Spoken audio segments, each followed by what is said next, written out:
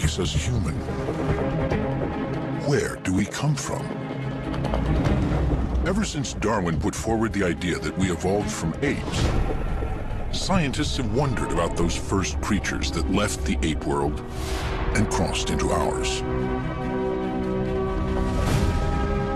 In the last 50 years, fossil finds have filled in some of the many blanks in the story of our evolution.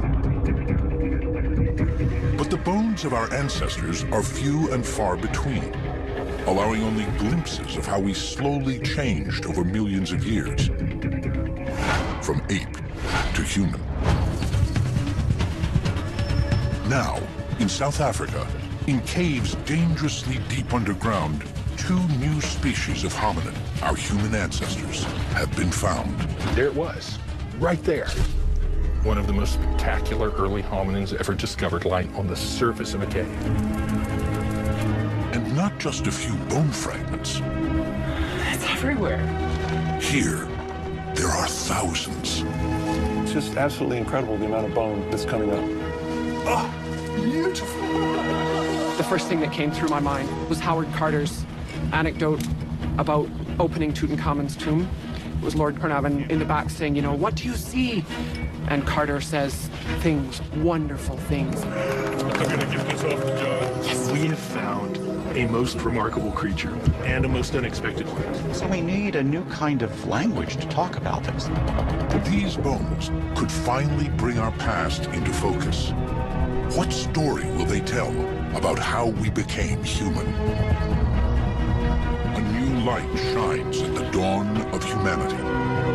Right now, on this Nova National Geographic special.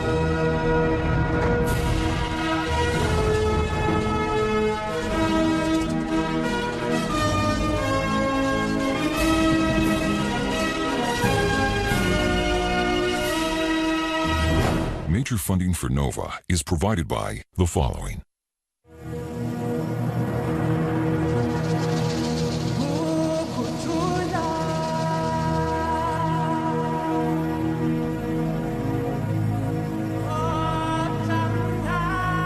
The high plains to the northwest of Johannesburg have been called the cradle of humankind.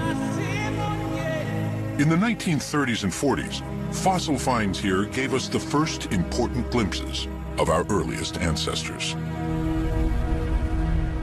Then, for decades, the discoveries seemed to dry up. It looked like the cradle of humankind had little left to offer. Go get him. Good luck. Happy hunting.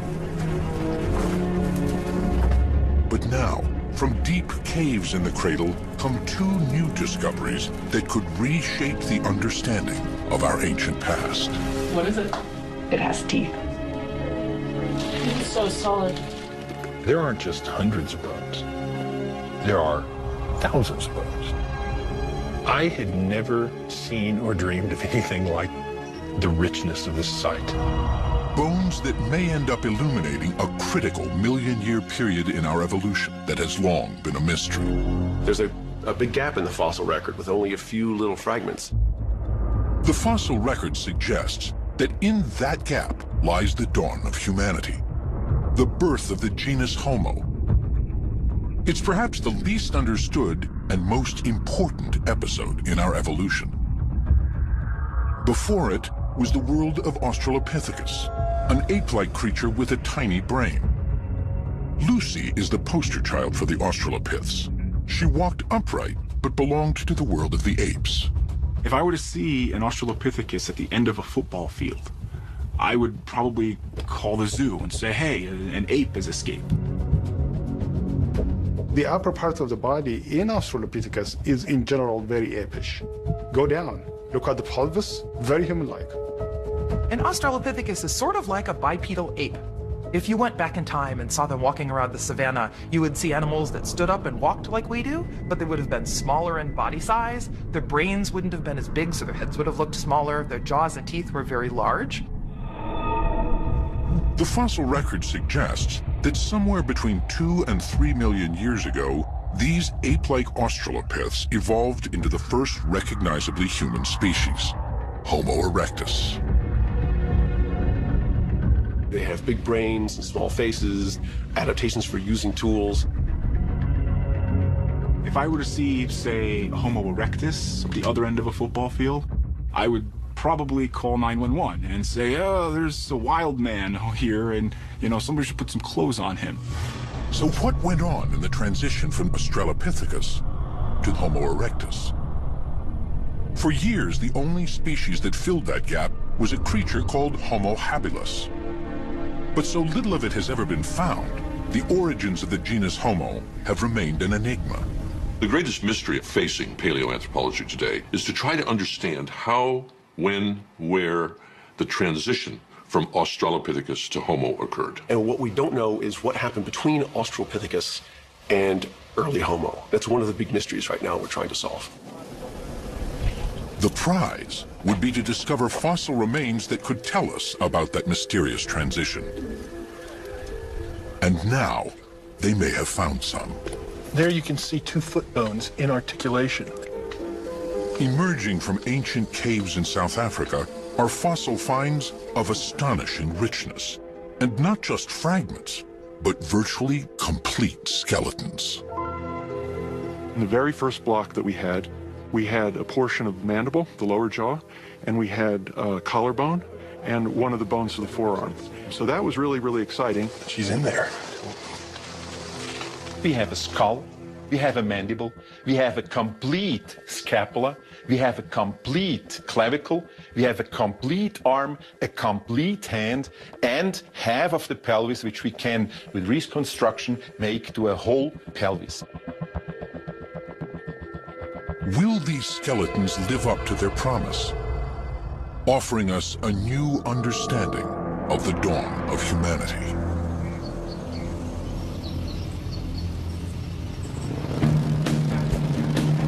In August 2013, South African Pedro Boshoff was out of work. He had been a soldier, a prospector, an adventurer, and even a part-time student of human origins. Now he wondered if he could earn some money doing what he loves most, fossil hunting. Towards the end of August, I approached Professor Lee Berger asking if there would be the possibility of a position at faculty with him. Pedro Boshoff came into my office and said, I need work, I need to, and I have the same belief as you that there's more out there. Lee Berger started exploring the area of South Africa known as the cradle of humankind in the early 1990s. After 18 years of searching, he had found only a few isolated fossils. That's not unusual in the field of paleoanthropology. These early human fossils are probably the rarest sought-after objects on Earth. We in paleoanthropology sit in one of the few fields that probably have more scientists studying objects than there are objects to study. In fact, the vast majority of people who do what I do will never find a single piece of one of these early humans. And if they do, it's going to be an isolated tooth. Probably 80 to 90% of our record are just little bits of isolated teeth. Just to the northwest of Johannesburg, the cradle of humankind is riddled with limestone caves. Some have already yielded fragmentary fossils of our remote ancestors.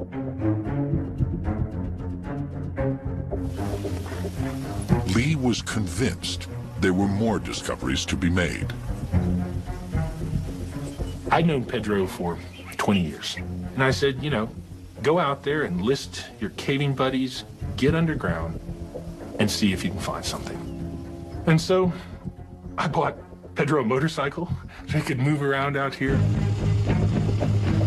Basically, what he wanted me to do is to go through the cradle area, locating and finding fossils. So I sat, as I often do, on a rock, and I contemplated how I'm going to approach this. And then it dawned on me, I'm part of a caving society, having caved in this area for years. And in there, I found Rick and Stephen.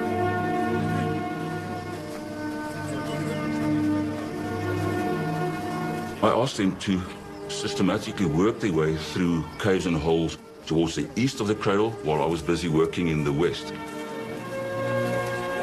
We often don't look in the places that are most familiar to us because we think we know them well. I call it backyard syndrome. And so I said, start right under our noses. Go to the most well-known places. On September the 13th, 2013, Rick and Steve decided to look into a cave system they thought they knew well.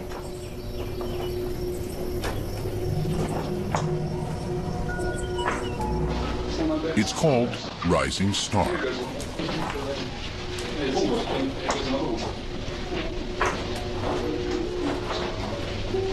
It's an amazing cave. It's got a bit of everything. There's tight squeezes, some great climbs, beautiful formations.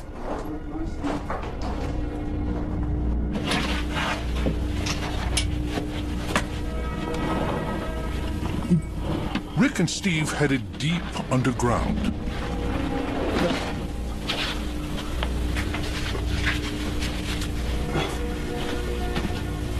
Wanted to show Rick a great climb in the cave called the Dragon's Back. We climbed up there. And in the process of taking some video of the formations at the top of it, Rick wanted to get past me. So I went down a small little crevice, basically so that Rick could crawl over me. I was just getting out of his way. And as I went into it, I noticed that there's still a little bit continuing down.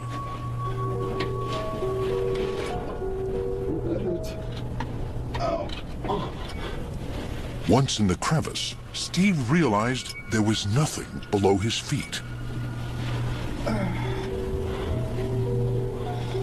He squeezed himself further down.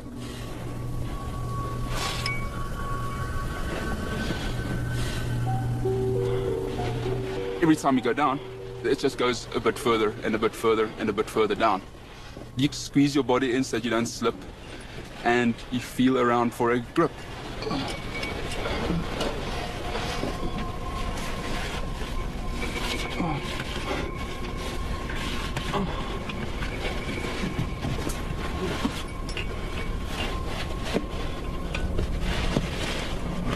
So my legs were dangling down this last little bit, and you don't feel anything below you. And the only way to climb down is actually to lower yourself as far as possible. Just keep on lowering yourselves until you literally, your arms are almost fully stretched out, and then you start to feel a couple of rocks that you can actually put your feet on.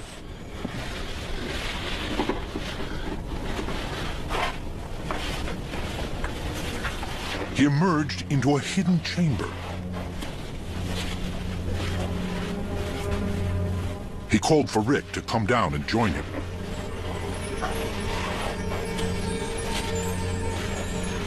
They could see massive rock formations above their heads. But the real discovery was beneath their feet.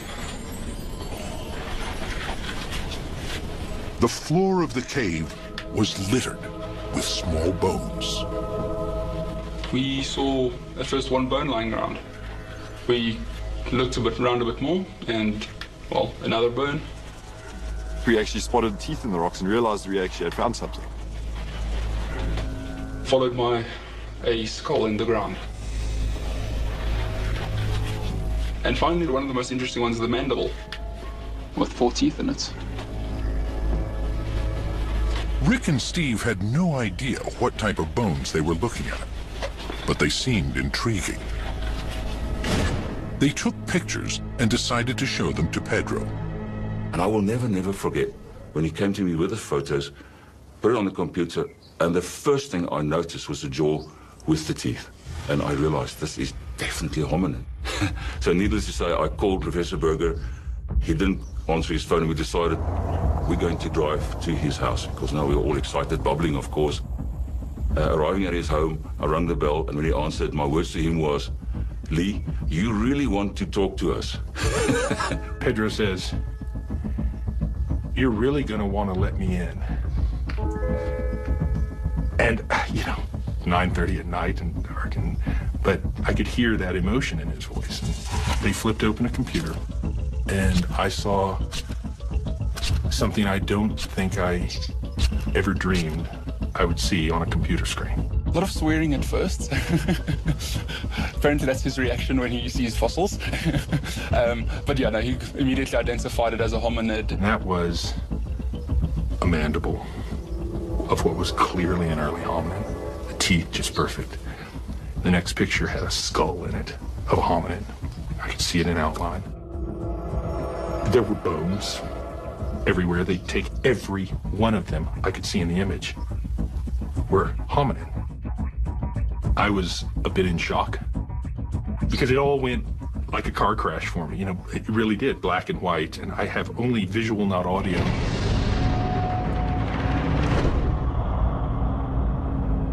Hominins are all creatures in the human evolutionary line, including Australopiths, Homo erectus, and us.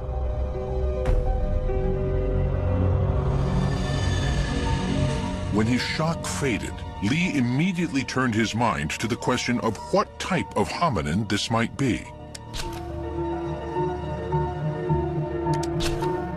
From what he could see, Lee thought it was a single individual. Probably one of those Australopiths that came on the scene some 4 million years ago.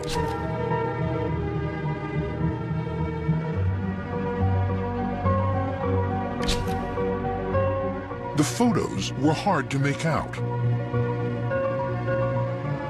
Lee wanted to know if the bones in the Rising Star Cave were similar to fossils he had discovered 5 years earlier. That was in a different cave just 10 miles away, also in the cradle of humankind. It was Lee's first big find. The story all began on August 1st, 2008, when I came into this valley following targets, which were these trees above my head that I could see on Google Earth. I walked up that old lime miner's trackway, which wasn't quite as clear as it is today, mostly overgrown. I came into this grove and found this little hole. The little valley was called Malapa.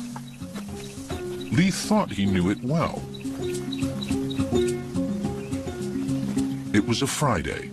Lee's 9-year-old son Matthew and his dog Tao were with him. I stood at the edge of this pit and said, "Go find fossils." And with that, Matthew raced off into the bush here. I thought he was going to go chase giraffe or zebra or something like that with Tao in tow. And a minute and a half later, he shouted, "Dad, I found a fossil." Sitting right over by that lightning-struck tree, he had stopped and found a little rock. And I almost didn't go and look, because I knew he'd found an antelope fossil, because that's pretty much all we ever find. I saw a fossil. I didn't think it was hominid. I just thought it was an antelope, because we find thousands of those, so. I started walking towards him, though, because I had to see what he found him 5 meters away. I realized that sticking out of that rock was a hominid clavicle. I couldn't believe it. I took the rock in my hand and I was turning it, trying to think what else this could be. And as I turned the back of it over, there, sticking out of the back, was a mandible and a canine. And that's when I realized that an extraordinary thing had taken place. After almost 20 years of searching in the cradle of humankind, Lee finally had a major discovery. He had his son to thank, but also a crew of Welsh miners who had come through the valley 100 years ago. And they'd come through this area looking for limestone to build Johannesburg. And they would blast these caves apart looking for that rich, white, pure limestone. They'd burn it and make cement out of it. In the 1880s, Johannesburg was a gold rush town, little more than a collection of shacks. But it sat on some of the richest gold seams ever discovered. As the gold kept coming, so did the gold prospectors. The town grew, and construction crews were desperate for limestone, essential for cement and gold processing.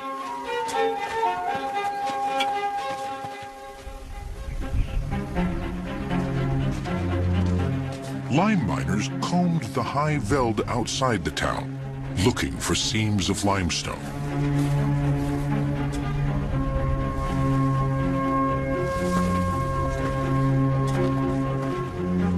Although they likely didn't know it, these seams concealed remnants of ancient cave systems and were full of fossils.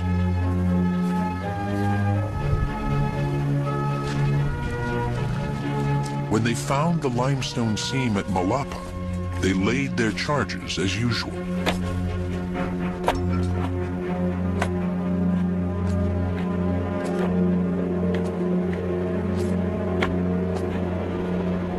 They came in here and put in 3, at the most 4 blasts. One right below me here, one over in the side, one over there that I can see.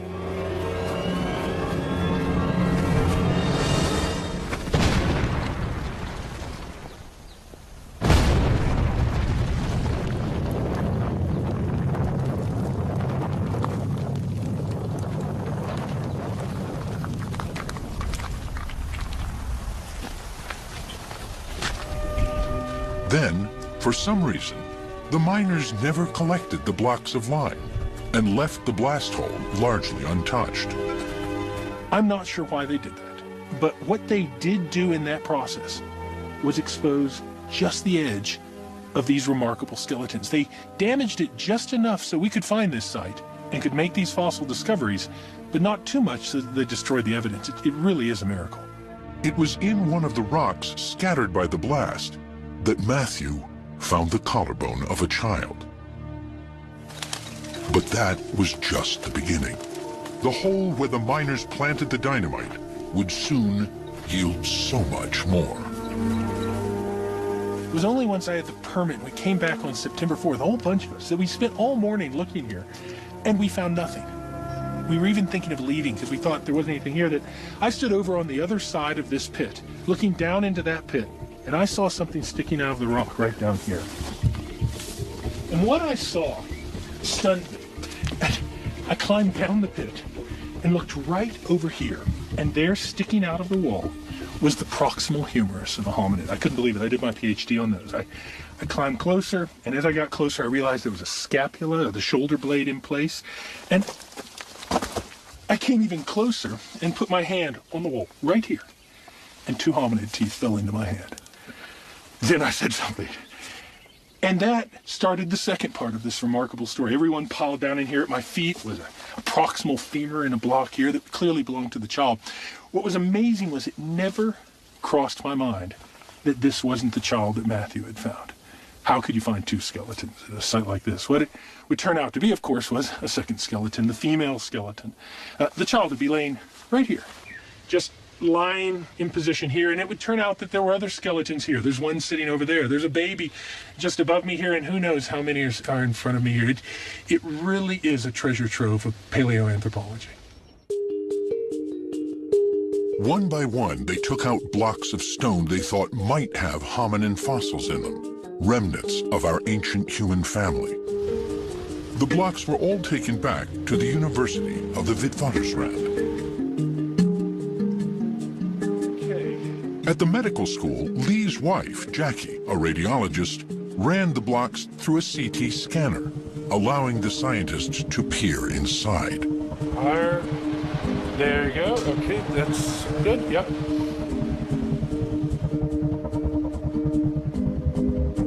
What one of those blocks revealed was stunning.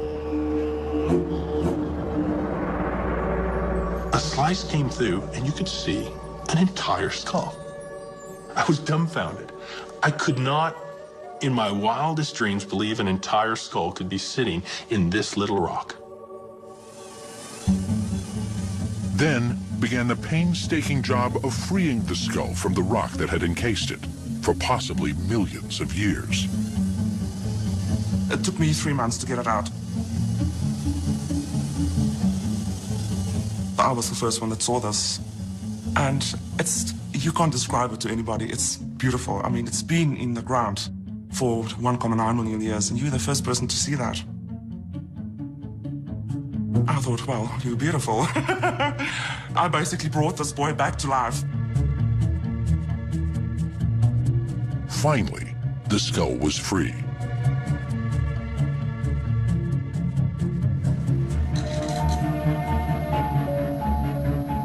Its small brain and forward-projecting face made it clear that it was an Australopith. But details of the teeth and other parts of the skeleton made it unlike any found before. Many types of Australopithecus once walked the Earth between about 2 and 4 million years ago. Lucy is known as afarensis. There's also Australopithecus africanus. This appeared to be an entirely new species. Lee called it Australopithecus sediba, after the waterhole near which it was found. In the local language Sutu, sediba means wellspring. The team was able to radioactively date the limestone layers in the cave with great precision. The layer containing the sediba skeletons was 1.97 million years old. That makes these creatures among the last of their kind, living right at the end of the fossil gap between Australopiths and Homo erectus. Here at last was a creature that could tell us something about that transition. And the bones were not just fragments. Here were two remarkably complete skeletons, a female and a child. Still encased in the rock at Malapa are fragments of at least 3 more waiting to be excavated. This made sediba the most complete evidence ever found for what was going on at the dawn of humanity. The Australopithecus sediba fossils are some of the most spectacular skeletons known for early hominids. They're absolutely amazing. We don't get 2 bones associated with one another very often, much less several bones, much less partial skeletons. So that makes these fossils really special. Sediba was exciting from the get-go. Right away we knew that we had parts of the skeleton and we had parts of the cranium, which helps us figure out who this animal is. So that was really, really exciting. And initially, these upper limb bones looked very primitive. So we knew that we were dealing with something that looked like it would be a good climber, kind of an ape-like creature.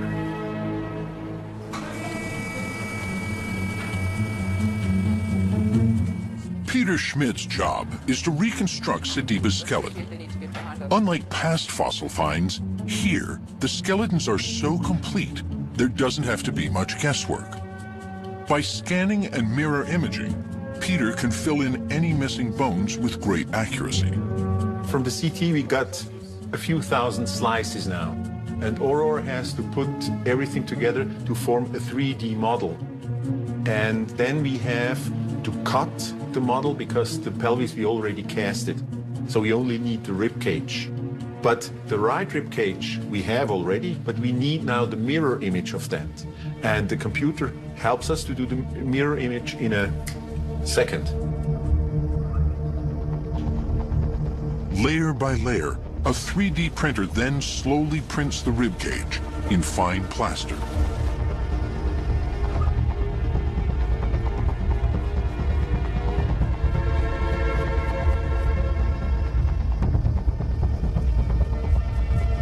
Wow, beautiful. Finally, Peter has assembled a complete skeleton. It's highly unusual. All Australopiths are a mix of ape and human, but sediba has a unique mosaic of features scientists have never seen before in the same creature. The arm is very long, like in a chimpanzee, but the hand is with short fingers and a very long thumb, like a human hand, which was never found until now, because this is the most complete hand ever found in this period. Job Kibi, who was with Lee and Matthew when they discovered the skeletons, has been working on the sediba hand. He's found an unusual combination of ape and human features here, too. What's special about sediba's arm and hand is that we know sediba has a very long arm, which is more chimp-like. But sediba has a very human-like hand.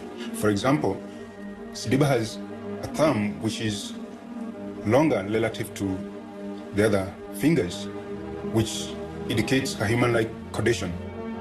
Sediba's hand, with its opposable thumb and forefingers, is so human that it could have been a tool user. But since no tools were found, that remains only an intriguing possibility. From the reconstructed skeleton, paleoartist Victor Dieck can start to create a lifelike digital painting. By virtually applying tissue thickness markers carefully calculated from the known facial tissues of living primates, he can build up a realistic impression of Sediba's face. Once that was all done, I have now gone ahead and created a body for it. And if you want to see, we can check all that by going transparent and making sure that the bones and everything line up in the proper spaces. So here we have a concept reconstruction of how Sediba potentially could look like. The step from there to a lifelike digital painting is a short one.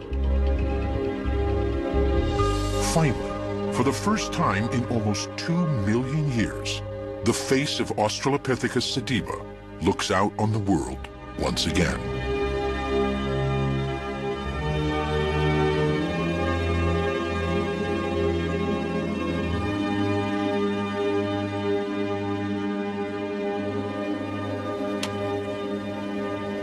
But the true revelations will come from the bones themselves. Because they are so well preserved, these fossils will give scientists unprecedented insights into the lives of these ancient creatures. Everything from what they ate to how they died. Such details might help explain the Australopith's transition into our genus, Homo.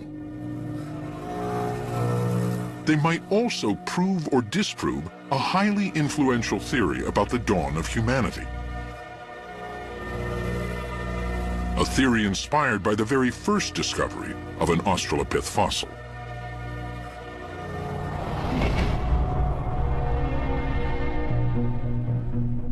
The year is 1924. Anatomist Raymond Dart teaches at the University of the Witwatersrand in Johannesburg. His hobby is fossil hunting, but he never imagines he will find a human ancestor. Nobody at the time believes we had evolved in Africa. Well, in the late 19th century, fossils were found in Europe with the Neanderthals. They were found in Asia with the earliest known examples of Homo erectus. No one really had a sense that anything interesting occurred in Africa. Darwin and Huxley predicted that our origins would be in Africa based on comparative anatomy. You know, they looked at the skeletons of chimps and gorillas, and they looked at ours, and they went, well, they're so close to us, and they're more close than anything else, so it must have been in Africa. And then the sort of second generation of evolutionary biologists shied away from that. They started to find fossils in Europe, they started to find fossils in Asia, and of course that tied in very nicely with sort of racist, imperialistic thoughts of the day. They couldn't abide the thought of it being in Africa. In late 1924, Raymond Dart receives a package. He sees it's from the mining town of Tong in South Africa's northwest province. And in that box is a fossil. And this is a game-changing fossil. It's been sent to him by miners who noticed what looks like the skull of a small ape encased in the rock. Dart is fascinated.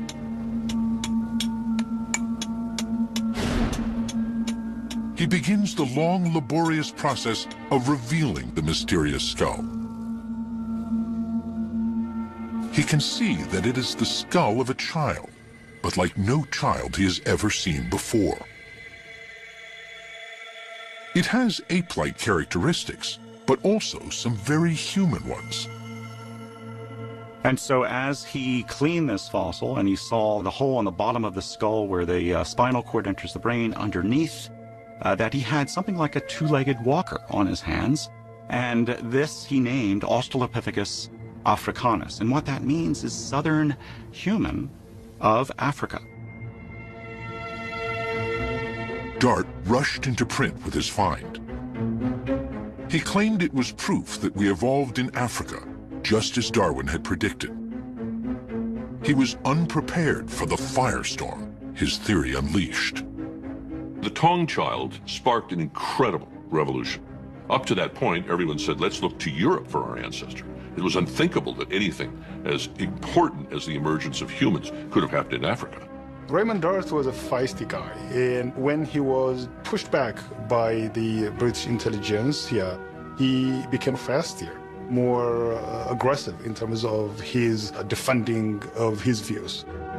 Most scientists disagreed with him. He really was seen as an outsider, but it absolutely set the ball rolling for one, paleoanthropology as a field in Africa, and two, vindication of what Darwin and Huxley had predicted with actual fossil evidence.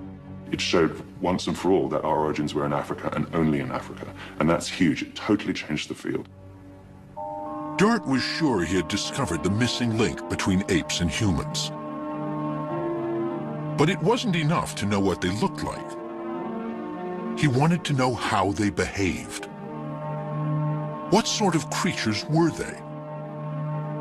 He understood that these great questions about our ancestors were also questions about ourselves. The reason we're interested in our own ancestry, I think, is the reason that you or I want to know who our parents were and who our grandparents were or great-grandparents were. Because somewhere in us we realize that there's a little bit of them in us. And so to understand the quirks of our own behavior and why we do things, if not just why we look the way we do, comes from that ancestry. Paleoanthropology is just that in deep time. We're looking way back. And so we're looking at the things, the sort of little bits and pieces that drive why humanity is like it is today. Raymond Dart was building a theory about how the Australopiths, our ape-like ancestors, became human. His ideas about the dawn of humanity were the touchstone for thinking about our origins for generations. In the 1940s, more examples of Australopithecus began to be found. And a key site not only had fragments of Australopithecus, but also the bones of many other fossil animals. And Dart noted that these bones were broken in a special way. Dart became convinced they were weapons made by our primitive ancestors. Was this the key to what first made us human? Dart had been a young medic in World War I. He had seen firsthand the barbarity humans are capable of. It made sense to him that the origins of humanity were steeped in blood. Raymond Dart's experience in the World War may have colored his interpretation of what these bones and teeth meant. You know, it gave him a view of sort of the dark side of humanity and the violence of humanity. And he came up with this idea that Australopithecus had figured out that bones and teeth were hard and could be used as weapons to kill other animals. This sort of killer ape theory of early humans. Dart believed that the more aggressive and adventurous of our ape-like ancestors abandoned their forest environments and moved into savannas. There, they became hunters and predators. His theory that this violent transformation gave rise to humanity soon found an audience far beyond the small world of paleoanthropology. In the 1950s, there was a drama critic and playwright named Robert Ardrey who became very interested in human origins. And he went to Africa and spoke with Raymond Dart, and Robert Ardrey, being a dramatist, could write like anything, and he wrote this amazing book published in 1961 called African Genesis. African Genesis became a pop science publishing sensation of the early 1960s. Ardrey's ideas, building on those of Raymond Dart, helped frame public debate about the dawn of humanity for the next 20 years. The very first sentence in that book, I remember because I read it as a teenager and was enthralled by it, not in innocence and not in Asia, was mankind born. And in that one sentence, he encapsulated Raymond Dart's ideas, that it was an African genesis, and that where we came from was not from an innocent creature, but from the most violent of killer apes. One of Robert Ardrey's greatest fans was the filmmaker Stanley Kubrick.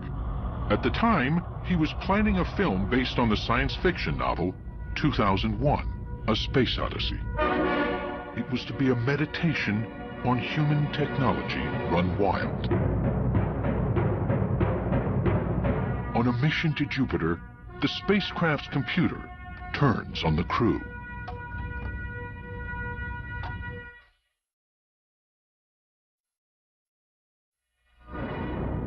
At the beginning of the film, our ancestors discovered the first technology.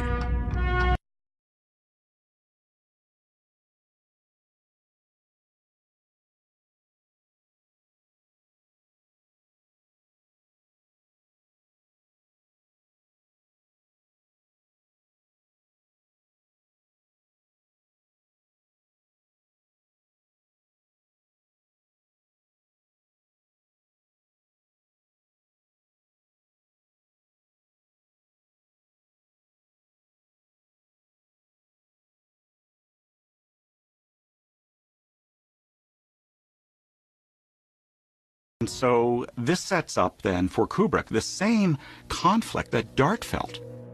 For Dart, that first weapon explained the emergence of human beings, while at the same time it explained the atrocities of the 20th century. Are we killer apes at heart? Is this what we will discover about our ancestors at the dawn of humanity? The discoveries at Malapa may finally provide evidence to support or refute Raymond Dart's theory. The Sediba skeletons are so well preserved, they give the scientists a unique glimpse into their lives. And that's the story we're really after. How did these individuals really live out there in the environment? What did they do on a daily basis? Whether they were so-called killer apes or not can be seen in what they ate. The first direct evidence comes from their teeth. At the Max Planck Institute in Leipzig, Amanda Henry is analyzing calculus, or tartar, fossilized along with Sediba's teeth. Calculus is what happens when the bacteria in your mouth form a film on your teeth. So it's this very thick, layered, heavily mineralized material that forms around your gum line and on all sorts of surfaces of your teeth. And as it forms, it traps bacteria and proteins and remnants of your food inside.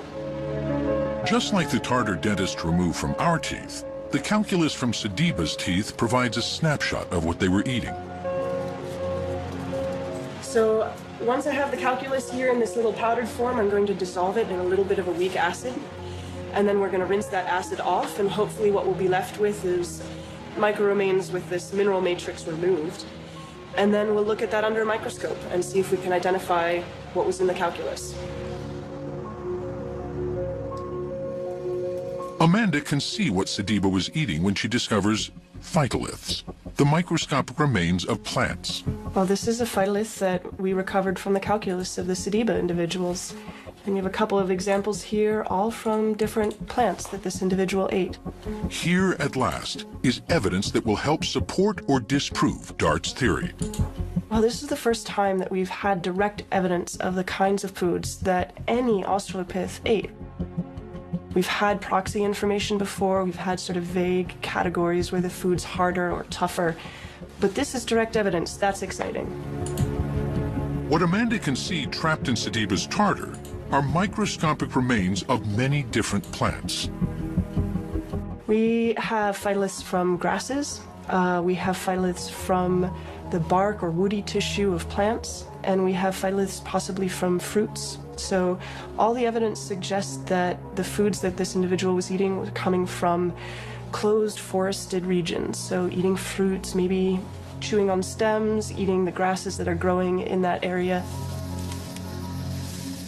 The tooth evidence from Sediba indicates a diet very similar to today's chimpanzees.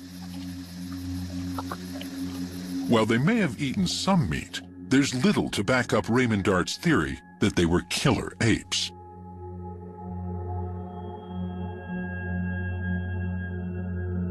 So later scientists came and looked at the evidence and found that there were tooth marks in the skull of an Australopithecus individual. And that was just really compelling evidence that Australopithecus, maybe instead of being the predator, was the prey. So our ancestors, or the early hominins in South Africa, were the victims rather than being the carnivores that Raymond Dart wanted them to be. The caves in which he was finding not only the remains of human ancestors, but the remains of many, many, many other animals, which he thought were being consumed and devoured by our ancestors, were actually all the victims of predators and carnivores who were pulling all of those animals into the cave. It seems Raymond Dart's vision of our ancestors as the first killer apes, so famously portrayed by Stanley Kubrick, was wrong.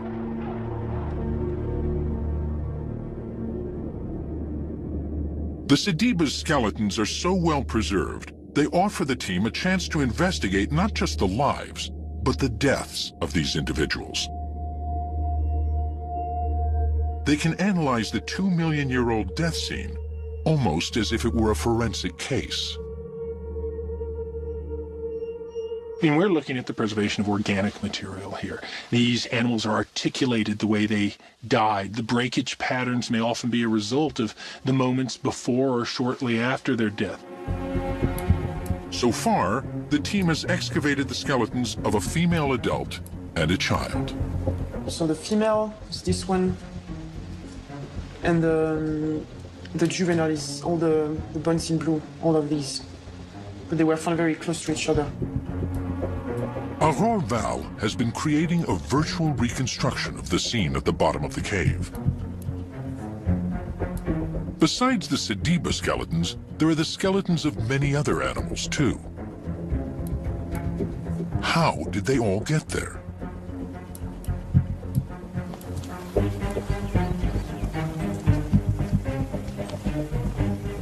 Two million years ago, Malapa was a much deeper cave. Landscape erosion has reduced it to a small depression in the ground. But when Australopithecus sediba was around, it was a cave system about 90 feet deep. Imagine a vertical shaft going up. There's probably water dripping down, roots hanging down. Right here is the curled up body of the female. Lying right there is a child's body, the 13-year-old boy. There are other animals all being eaten by bugs and going through the usual process of decay. This reconstruction shows the Sediba death scene in great detail. Now, the team want to know how all these creatures died. Were they dragged in by predators, or did they fall? The man to answer that question is Patrick Randolph Quinney. He's an eminent forensic anthropologist, more accustomed to working on murder cases and mass graves. I'm involved in looking at homicides, involved in looking at the forensic identification process. So unknown remains, giving them back their identity and their name. That's what I do for a living. The skull of the child is the first piece of evidence. This is this fracture here. And it's a fracture that's actually separated part of the body of the jaw, and it runs up through the tooth. And basically, if you're in an impact, you jar your teeth together, and you create compression on the tooth row, and that provides force, or generates force, which goes down to the tooth roots. And what this has done is actually split part of the corpus apart.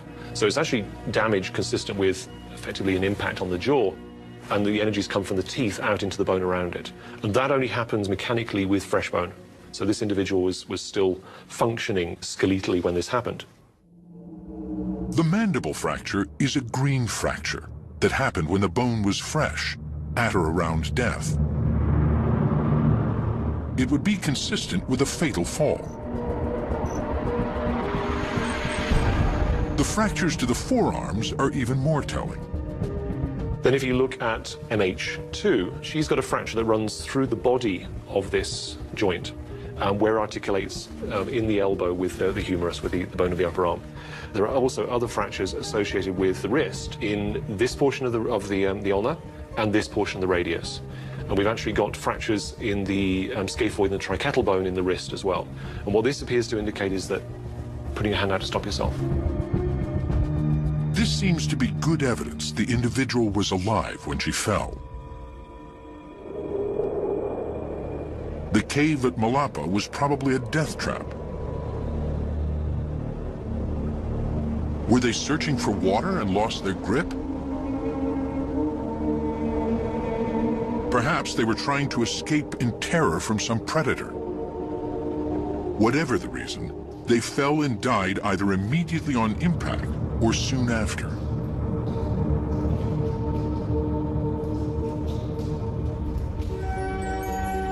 It appears that mud then buried the bodies, and as it hardened, kept them from disintegrating. This is why they were so well preserved. Then began the long, slow process of fossilization, in which all organic material in the bone was replaced by minerals. Today, the Sediba fossils are still yielding insights into the Australopith world of almost 2 million years ago. But the most tantalizing question of all is still unanswered. How did these primitive creatures evolve into more advanced human ancestors? To find out, scientists need to find perhaps the most elusive fossils of all, the first members of our genus Homo. For decades, the only fossils that came close were the fragmentary remains of a creature called Homo habilis, handyman. In the early 1960s, fossils discovered from Olduvai Gorge in Tanzania by the Leakeys led to the definition of a new fossil species in our evolutionary tree, Homo habilis, handyman. And what was significant about that is that stone tools were connected with what Leakey proposed as the first human, a member of our lineage, the genus Homo. Like most scientists at the time, Louis Leakey thought our evolution was probably a gradual linear process, a single chain of species becoming progressively more human. He decided the key event that made our ancestors cross the threshold to humanity was not the invention of weapons, as Raymond Dart believed, but tools. Since Homo habilis seemed to be the first tool maker, he declared it the first member of our genus, Homo. Here at last was the link between the ape world of the Australopiths and the human world of Homo erectus. So there was always this gap between Australopithecus and later members of the genus Homo, like Homo erectus and Neanderthals, and we didn't really know what species in that gap would have looked like. And then along in the 1960s, along comes Homo habilis, and it's slightly bigger brained, it's probably a bit more bipedal, and of course it had these stone tools associated with it. And it was argued very strongly to be a contender for early Homo, and it was instantly controversial, and it's still controversial to some people today. It's a bit of a mess. Because it became clear, probably in the 1990s and moving into the early 21st century, that Homo habilis, we really didn't know what that was. One of the main reasons for classifying it as human was that it was found with tools. But that is now looking less like a defining characteristic of the genus Homo. We now know that even the more primitive Australopiths had the capacity to use stone tools. Zoraya Lemziget, who discovered a 3-million-year-old Australopith called Dikika child, has found what he believes to be evidence of stone tool use in the same period. If you were defining Homo habilis as a toolmaker, tool user, then what do you make of it when you see that Australopithecus was doing the same thing? We know that there is rudimentary stone tool use, not stone tool, but stone use among living chimpanzees. The confusion surrounding Homo habilis has grown. It's been compounded by the fact that so little of it has ever been found. Colleagues have said, you know, If you had a shoebox, you could put all those fossils that might be early members of the genus Homo into it and still have room for a good pair of shoes.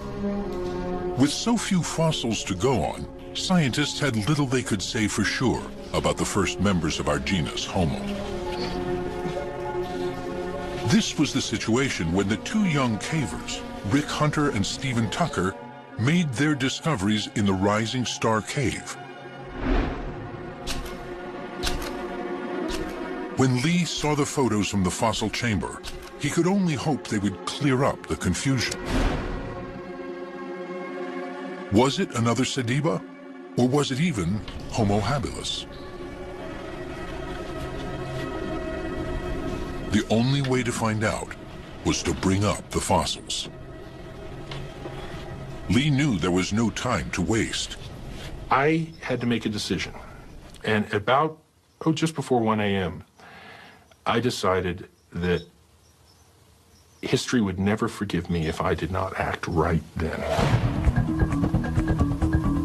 Just 5 weeks later, the Rising Star excavation was beginning to take shape. Its planning had taken some ingenuity. Lee knew he would never be able to get down to the fossil chamber himself. In places, the chamber entrance was less than 7 inches wide.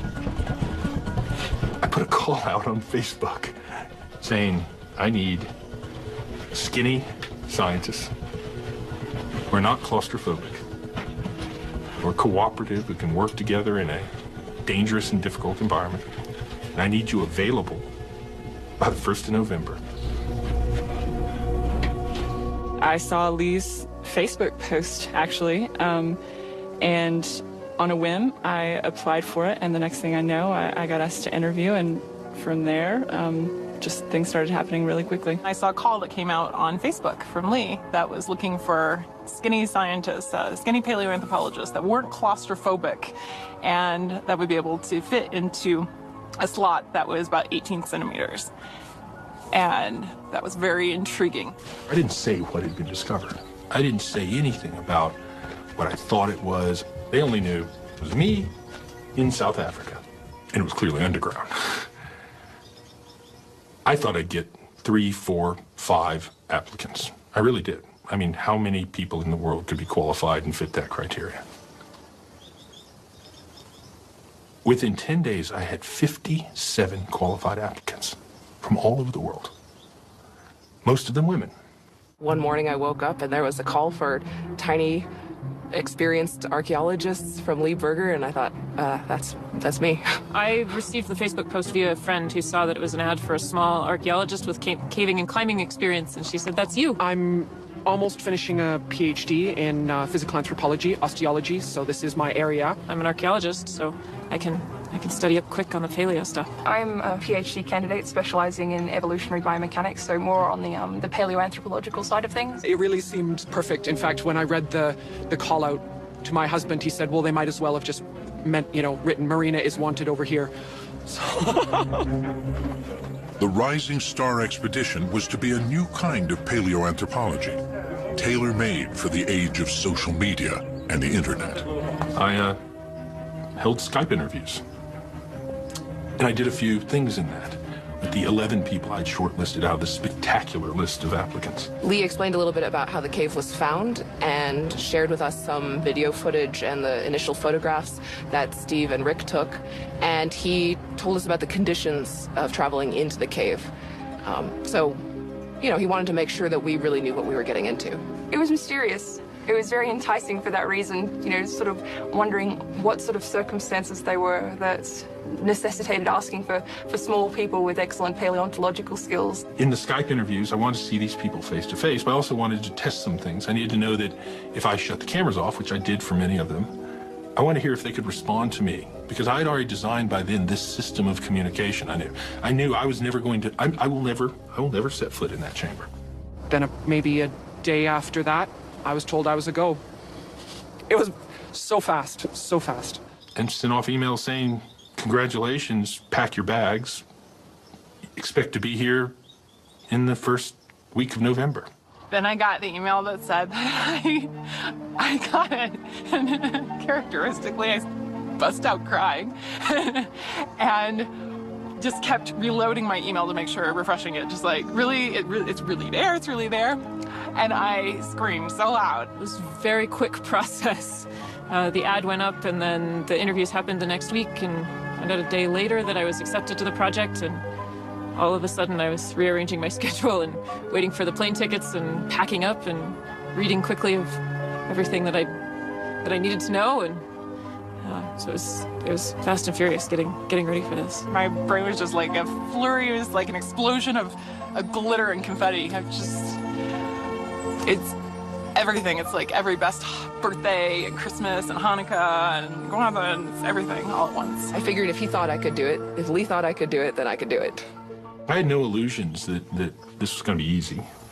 Nothing like this had ever been done, certainly in the African context, I knew, perhaps ever, anywhere.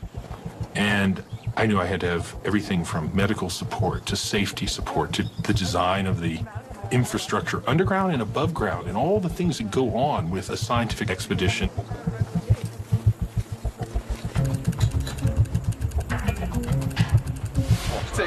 Yeah, let's get it back. As the camp was set up, Pedro, Rick, and Steve readied the cave for the excavators. There will be a caving bag. Green, yes. Safety lines, lights, cables, and cameras were installed. The possibility for accidents was ever present. Lee rehearsed safety procedures over and over again. Critical issues, no one panic. Yes, we see you. A command post was set up, from which he could watch virtually every part of the cave. I really began to get a feel for what I was putting these young women into as the cavers who were laying over 2 kilometers of cable. And I think they were terrified, and I was terrified. They were still untested. We took them through the caves, testing their capabilities in this system. And so we reached the 10th, which was my intended day of going in, and we tested systems. Everything worked. It was a little sloppy, but it worked. We tested safety. It all worked.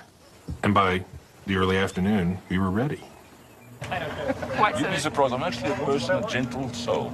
Is it weeping in the corner like a golem? Yeah. Marina, Becca, and Hannah have been chosen to go down first. Still, nobody knows exactly what they will find. I've seen a skull. I've seen the other pieces. I am pretty sure that we have got quite a lot of a skeleton of at least one hominid. That, of course, waits to be seen, and it's going to happen pretty fast now over the next several hours.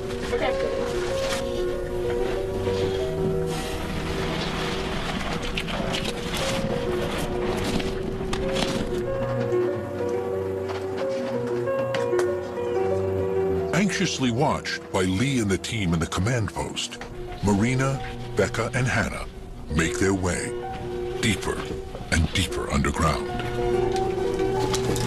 The descent is difficult, and as I looked down, I thought, oh, you know, I don't know if I can do this. But then once I was committed to go down, it was actually much easier than I was dreading. Just trying to also slow it down a bit because I've got the GoPro running. It was just an amazing feeling to realize how far away you are from everyone up top in the command center, and to just fully realize what you're down there to do. I became a little bit overwhelmed, but then you also have to turn that off in some sense because you're only down there for a limited amount of time and you have a job to do, a very important job to do. Going down the chute for the first time was, honestly, it wasn't as bad as I thought it was going to be. Then you come into a landing zone and there's a hallway to pass through. It's not really a squeeze, but it's a narrow passage to pass through, and then the chamber opens up again.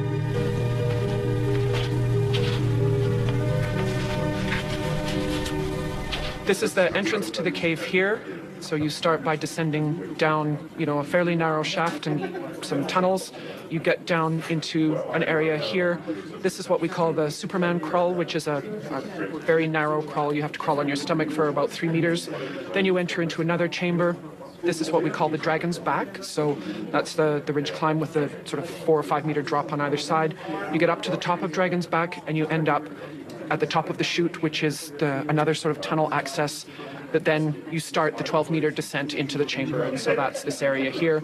Once you drop into the chamber, you're actually just in a landing zone. It's another sort of antechamber. You then go through another passageway into the main chamber, which we call UW101, or the fossil chamber. Marina is the first to enter the chamber.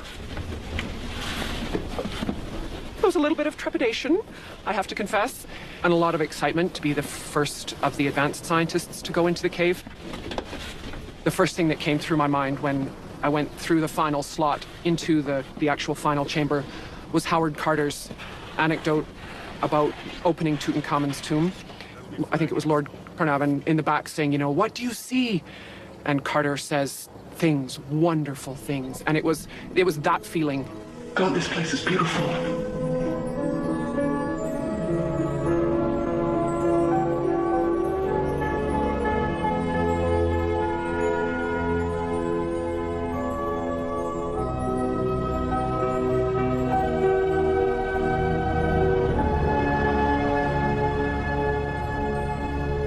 First of all, the cave is beautiful, just geologically beautiful. And then you look down and there was just a sea of bone. And it was obviously just not regular bone. So, yeah, it was amazing. Amazing. And then I saw them enter this chamber. And we got the camera set up, and you could see their feet moving. And it was surreal. Be very careful.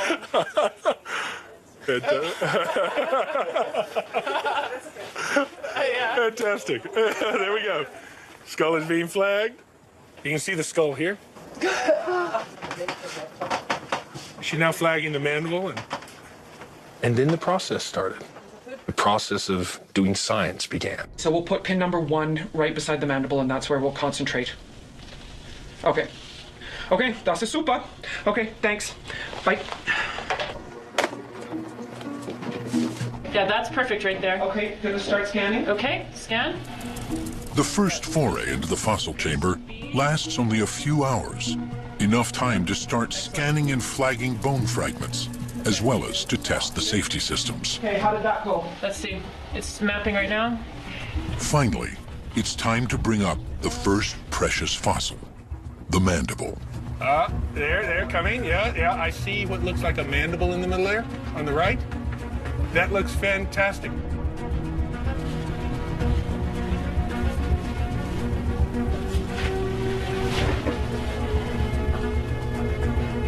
It's Becca who will take care of it on the ascent.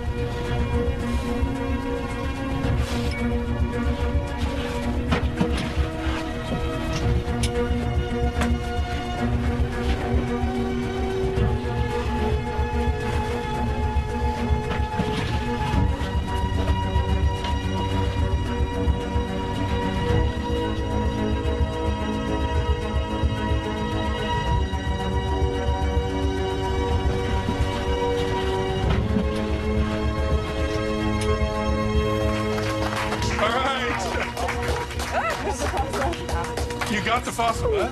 Yeah, the fossil. Well done. There you go. And we have everyone else. Everyone's out. Rick's out safe. They're all out. They went out. Well done. And so first their safety and that they were out was just this enormous emotive relief. And then the sense that they'd actually got this thing. So now I was going to see for the first time what all of this was about. When they opened that little box and we unwrapped this thing that they collected,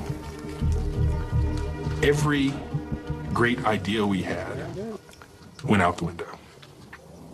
Gone, you know. Suddenly we didn't know what we had.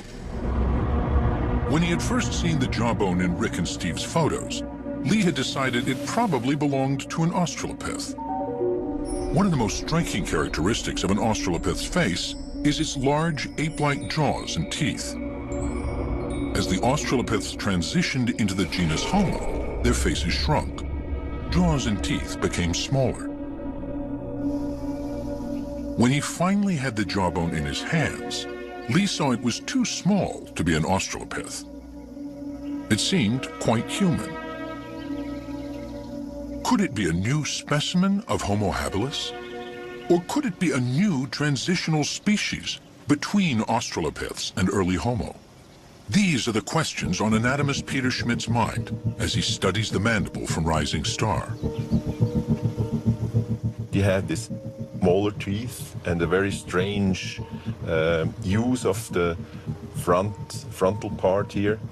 And luckily we got another piece. So with these two pieces we have a hemimandible which is complete. And then we can put on the mirror image and we have sort of outline. Peter can then compare it to the mandible of Homo habilis. I will take this away, and you see, this is the tooth row of Homo habilis. You see also that these are massive teeth, but the tooth row is straight, and we have a very strong shelf here. The mandible from Rising Star is clearly more curved. It's not Homo habilis, and it's not Australopith. They don't know what it is. This is pure confusion. We don't know what to make of it. We realize all of our preconceived notions have to be tossed aside. We can't go into this thinking it's going to belong in this group or belong in that group. We just have to start from literally scratch.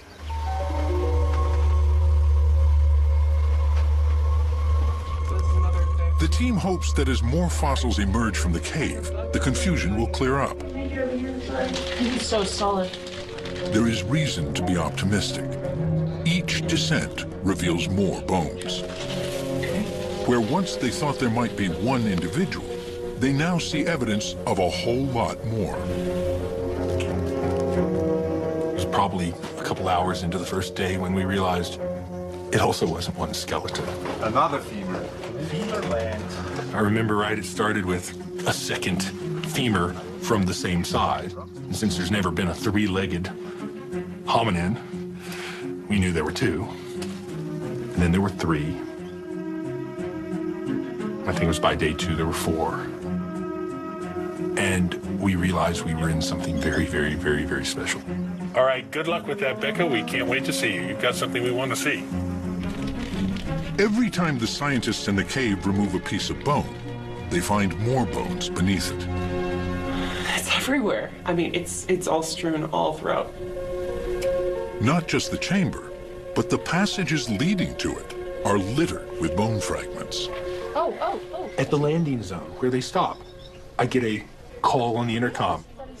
We found another tooth. It was just sitting there. I was trying to find a nice place to sit, and there it is. It just caught my eye.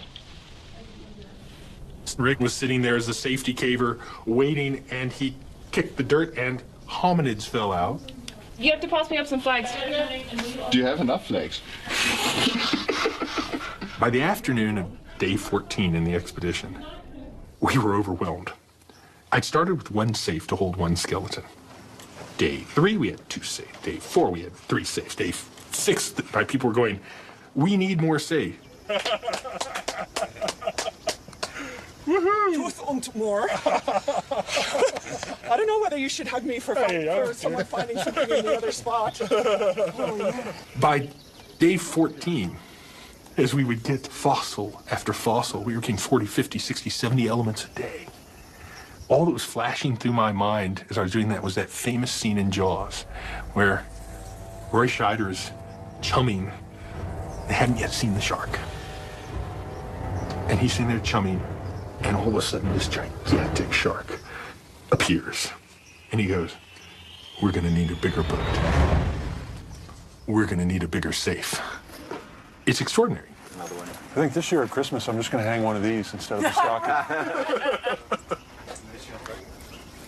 As the fossils accumulate in ever greater numbers, a picture of the creature of the Rising Star Cave begins to emerge. This is part of a juvenile pelvis. Yeah, that's the issue. Yeah. Thigh and hip bones tell them it was an upright walking biped, but its gait was primitive. From what they can see of the exposed skull, it is small, not much bigger than a chimp's. I have to tell them to leave that alone. But the teeth and jaws seem more advanced. Homo-like.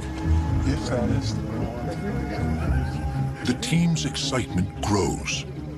It's beginning to look as if they have found another species from the dawn of humanity. But on which side of the Australopith-Homo divide will it fall? One of the key fossils that will tell them that is the skull. They are saving that until last. Distance is perfect, and I can see marker 2. Yes, recording. In the meantime, another extraordinary fact is becoming evident. There are no other animals in the cave. All the fossils are human ancestors. This is unheard of. It was pretty surprising that something completely normal to every other excavation I've ever been in on the continent of Africa, everyone I've ever heard of on the continent of Africa, wasn't happening here. We weren't getting anything else other than hominins. When early hominins are discovered in caves, they're always found along with the bones of other animals that have either wandered in and died or been dragged there by predators. They're mixed with antelopes, generally in huge abundance. Then you get, depending on the circumstance, some carnivores and other bits and pieces and rodents and the stuff that accumulates when things die and are eaten and are dragged into caves. Apart from the bones of a solitary owl, there's not a single other animal in the Rising Star chamber, only hominins. So how did these creatures get in there?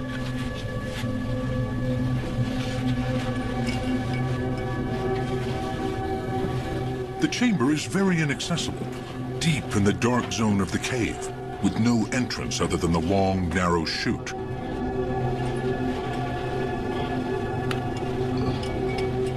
The team believes it likely was just as inaccessible 2 million years ago.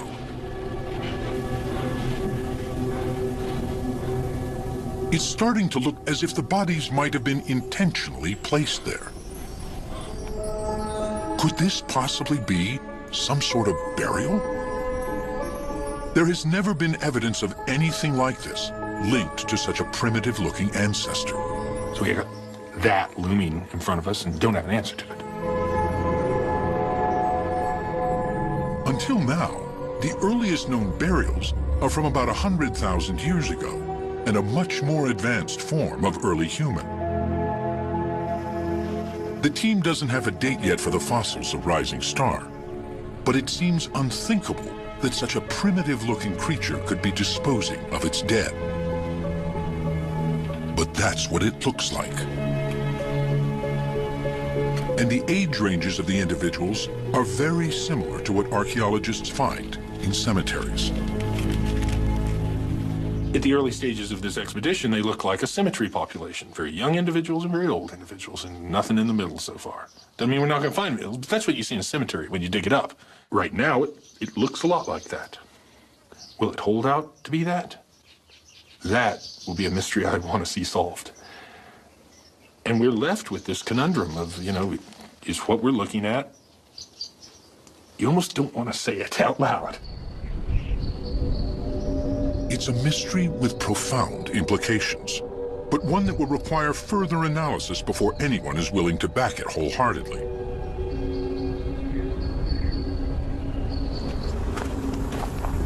The excavation is now approaching its third and final week. Wow. Perhaps the most important bone has been left until near the end, the skull. Its shape and the size of its brow ridges will be crucial in telling them whether the creature of Rising Star is Australopith or Homo, human. We're going to go ahead and bite the bullet and take that skull out, okay? Yes, good. If only because it gets it out of the way. Yes, I know. It's like... Not because you want it out to see it, right? A couple of reasons we want to get out. One, the skull can tell you a lot. It can tell you cranial capacity. You start getting an idea of the shape of the skull. Is it Australopith-like and pinched in the front, or is it rounded, more like a human, or is it something in between? Does it have a sagittal crest neck? We want to see that skull. I have no way. And also, the skull was probably the most complex initial extraction. It's fragile. It's a thin piece of bone to break apart. We needed to know whether we could get something like that out. And we needed to get it out, see what was underneath it.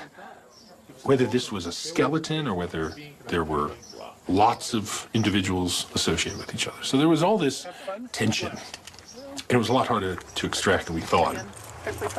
Oh, I'm sure you'll find plenty. All right, stage on in after her. Good luck, everyone. Have a blast, huh? Thank you, will do. All right, let's get you something here. Go get them. Good luck. Happy hunting. Thank you. Enjoy topside.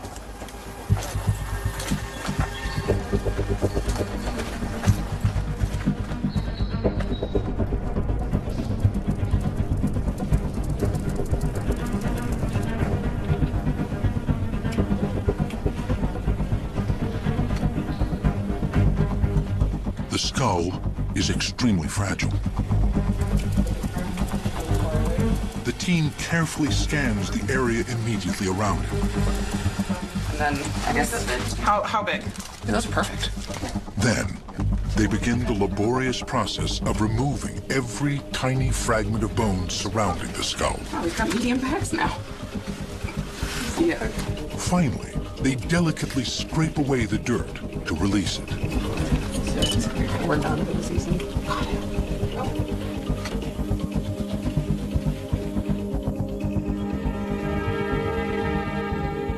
Everyone was feeling all these points of tension around the science of the skull when we knew it was imminent coming out.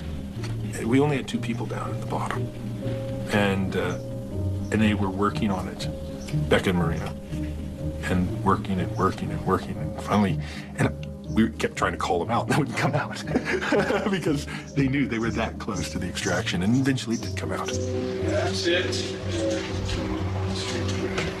That's it. It's so fragile. With everyone holding their breath, praying that it doesn't break, the skull fragment is finally lifted and delicately placed in a box.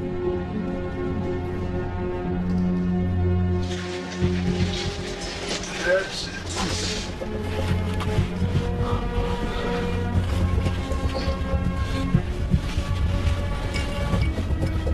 Then it begins its slow ascent, leaving the cave for the first time in possibly millions of years.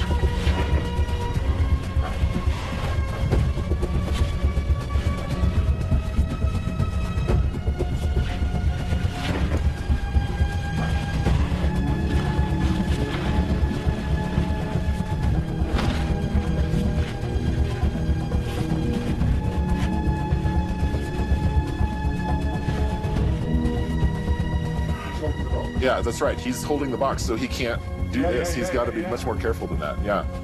All right, there it is. All right.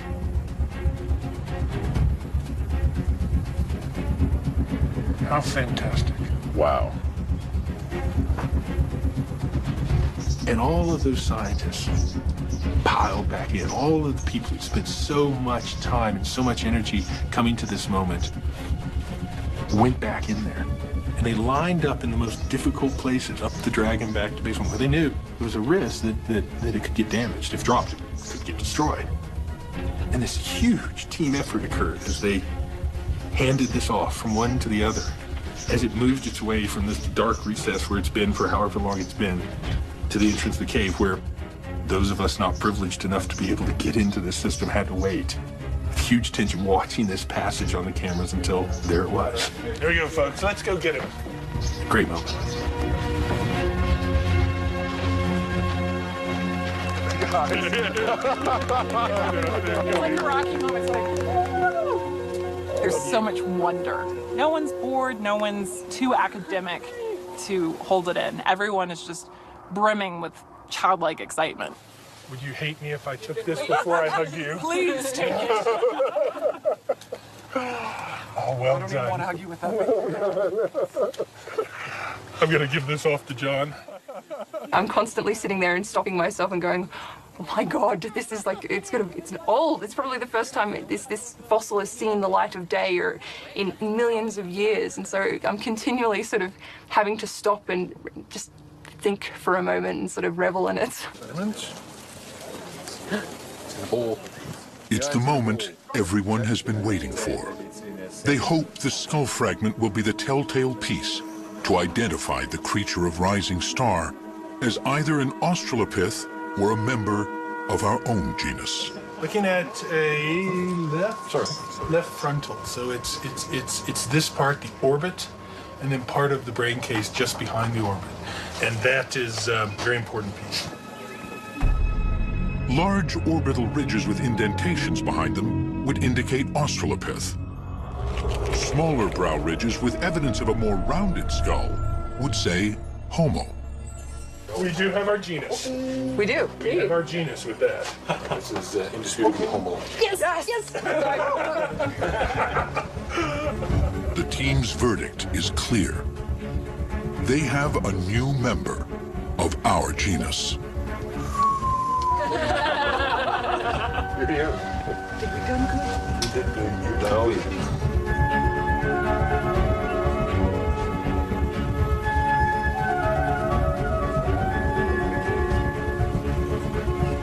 Now the question is, what can it tell them about the mysterious dawn of humanity?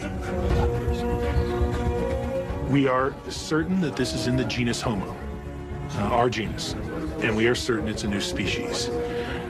And that's where we are right now. The idea that we've discovered a large number of individuals, males and females, young and old, of a new species in the genus Homo. In the next phase, they'll have to piece together and analyze the rest of the fossil remains. Already they have almost 2,000 bone fragments from more than 12 individuals. The rising star discovery is one of the most startling and amazing discoveries in all of hominid evolution. To have that many fossils in one place is unprecedented and took everybody by surprise. The excavation was planned as a 3-week operation. As it nears its end, the scientists know they will have barely scratched the surface of what Rising Star has to offer. I had never seen or dreamed of anything like the richness of this site. There aren't just hundreds of bones. There are thousands of bones. It's clear. You can't blow on the ground and it doesn't uncover another one. They can't gently brush their hand across it and teeth and long bones don't fall out, usually of another individual. This is going to take a long, long, long time. As everybody goes home, the Rising Star fossils are carefully transported to the University of the Witwatersrand. It was here, 90 years ago, that Raymond Dart sparked a firestorm by declaring that the dawn of humanity was in Africa. It seems fitting that it is here, too, that the mysterious early humans of Rising Star will begin to tell their story. At a symposium 6 months after the excavation, researchers meet for an intensive analysis of the fossil material.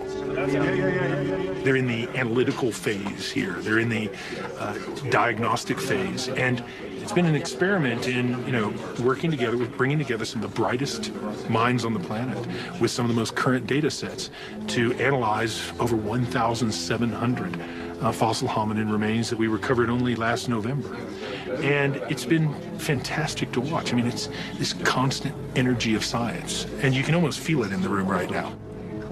We are total nerds. It's nerd heaven here, but it is an extraordinary experience. There's never been anything like this before in the field of hominin paleontology, to get a group of young, talented scholars together to bring their new techniques and their fresh outlooks on the record to newly discovered fossil hominin remains. This certainly never happened when I was a PhD student, and I would have died to have done this.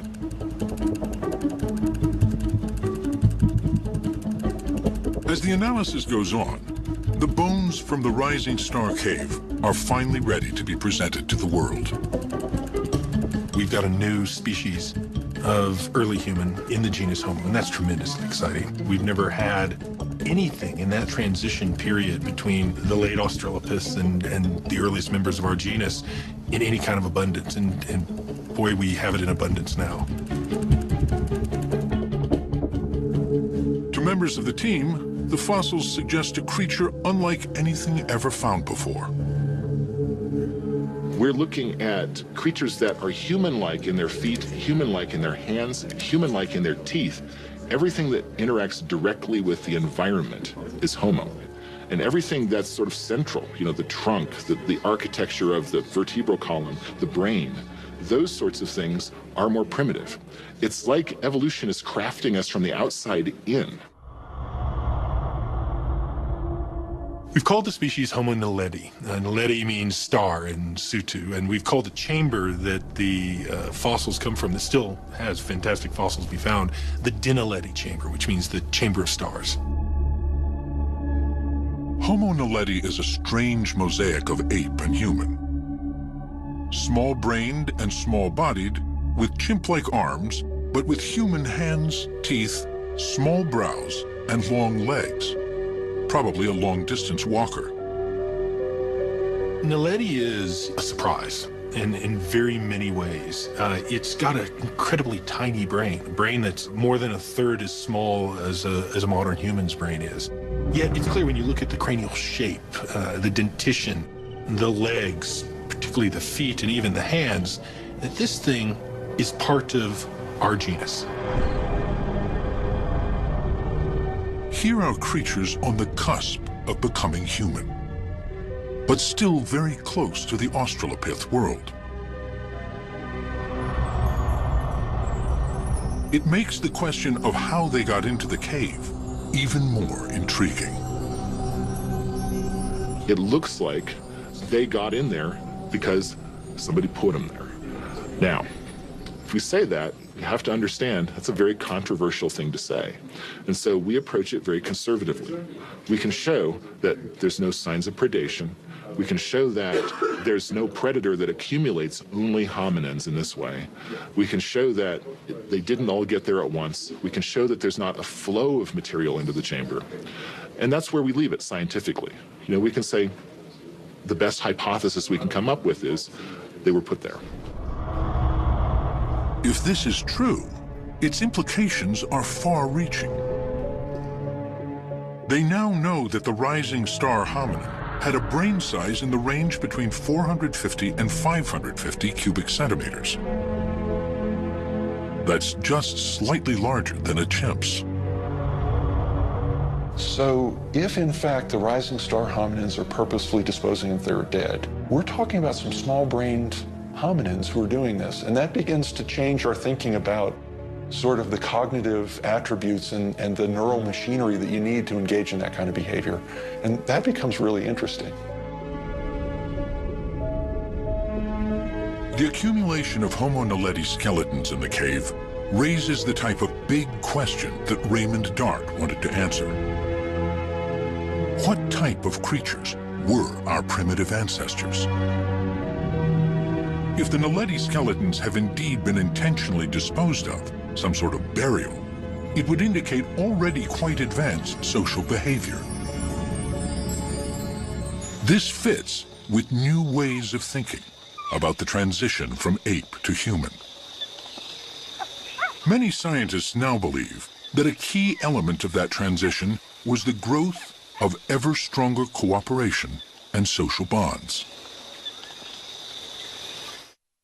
Psychologist Michael Tomasello has spent a lifetime comparing the social behavior and capacities of chimpanzees and human children. Well, there's social and there's ultra-social, and all mammals are social to some degree. Great apes are especially social in the sense that they form long-term relationships with others and have bonding relationships with others, and they groom, they support each other in fights. So they're very highly social creatures. But a lot of it is organized around competition. So a lot of it is organized around coalitions to fight over food and so forth. And in humans, we of course haven't lost our selfish and competitive streak, but we've become so much more cooperative. Not perfectly cooperative, but much more cooperative. The fact that we can sit in an airplane with 300 or 400 individuals of breeding age that we aren't related to and not rip each other apart is a uniquely human character, and it was evolved on this landscape behind me because Africa's a harsh place.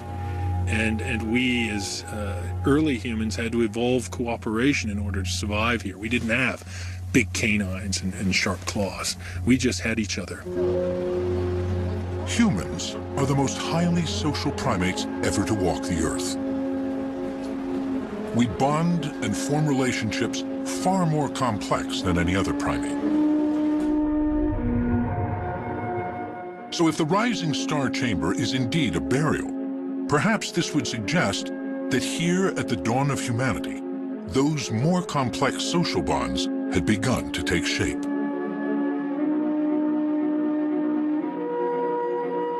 This possibility will generate fierce debate as other scientists weigh in. But how do these discoveries change the narrative of human evolution? There's an old refrain in paleoanthropology. People always say we need more fossils, we need more fossils, we need more fossils. But the fact of the matter is more fossils just complicate the picture.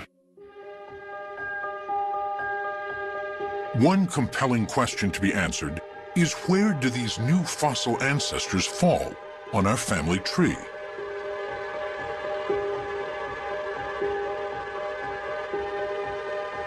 Dating the fossils is proving to be difficult and complex. It will take time. The thing that's hard about it is we don't know how old those fossils are. And we can tell what they look like because we have so many of them. But if they're 3,000 years old, or if they're 3 million years old, it's going to mean a very different thing for how it changes our understanding of human evolution. Because we have a date, things are a little clearer with the Malapa finds. At 1.97 million years old, most scientists believe Sediba is too late to be a direct ancestor of ours. Our genus Homo was already established by the time Sediba came along. But even if Sediba is not our direct ancestor, it does show there were many different types of primitive ancestors living together at the same time. Okay, yeah, keep on. The quality of the material that Lee is uncovering is really phenomenal. Sediba shows that we had more than 2 or 3 species in South Africa 1.9 million years ago. It's a very interesting find. It shows that there were diversity. It's a beautiful material, but I don't think that Sediba was ancestral to our genus Homo. Whether or not they are our direct ancestors, the fossils at Malapa and Rising Star point us toward a new way of thinking about human evolution. We have a strong tendency to want to draw simple lines between species and make nice family trees. And we have to understand that that's our need, that's our desire, that's not necessarily the way that nature works. It's very natural to think about human evolution as a sort of family tree in deep time. But evolution is much more complex than that.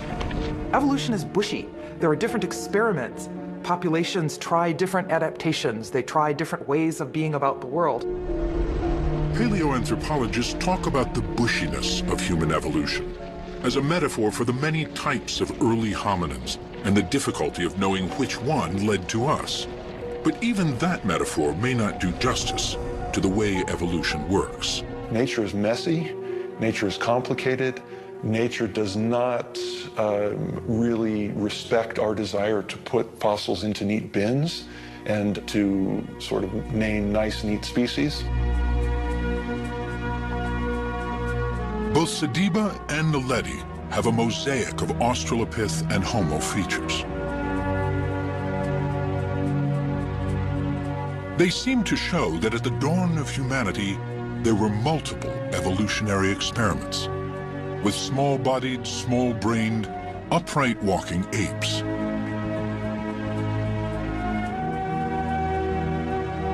Scientists now know some of these varieties of late Australopith and early Homo lived together at the same time. And some of them may have been interbreeding. These aren't fully formed species, and there's a lot of interbreeding between these groups.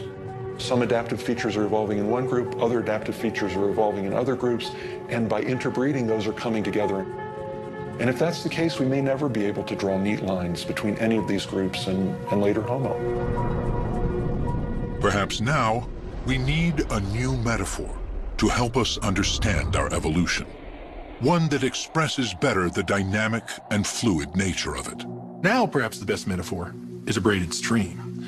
And that's brought on by discovery of these mosaic hominids like Naledi, Sediba, and others. They're showing us there's lots of experiments going on. Some of these evolutionary experiments died out. Others came together and interbred. The ebb and flow of genes through these groups was probably so complex that we may have to give up hope of discovering a simple linear evolution.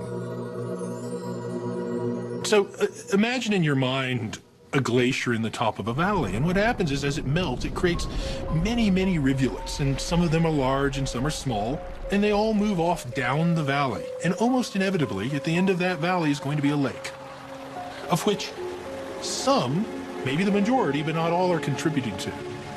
I think we have to begin looking at these species we're finding as almost individual channels in a braided stream. It's clear they have something to do with the end population, and that's us, the billions of human beings alive today. But it's hard to tell which one's the most responsible for us being here. The new finds on the plains of South Africa are adding a vital new chapter to the story of our origins. The tantalizing gap in the fossil record at the beginning of our genus is being slowly filled in.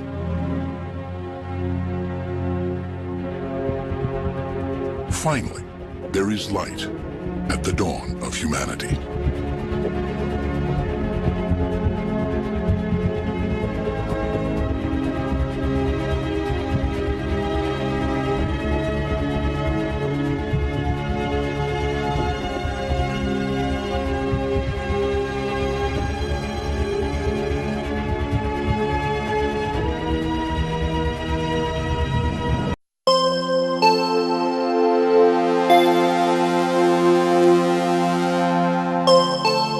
Bye.